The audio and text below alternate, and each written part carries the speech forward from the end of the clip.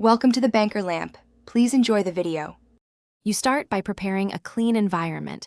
Make sure Git and a compatible compiler are installed and pick a workspace. Next, find the official Panda repository and the branch you need. This avoids forks with different code. Once found, note the clone URL or SSH address. You will clone directly to your workspace.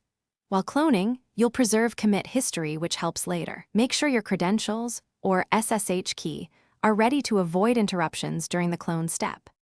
Now clone the repository into your workspace and change into the project directory. Once inside, follow the project's README.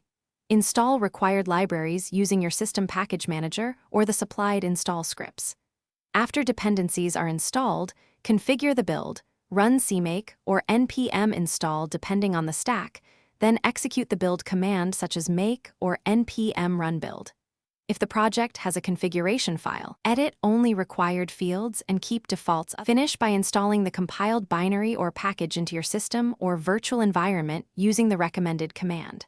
Once installed, run a simple example or built-in smoke test to verify the tool responds correctly. If something fails, stop and inspect error output and build logs. Mismatched dependency versions are the most common issue. Rebuild from a clean clone, update dependencies, and consult included test scripts.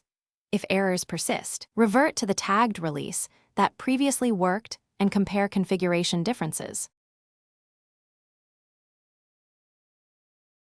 Thanks for watching. If this was helpful, leave a like and consider subscribing. See you next time.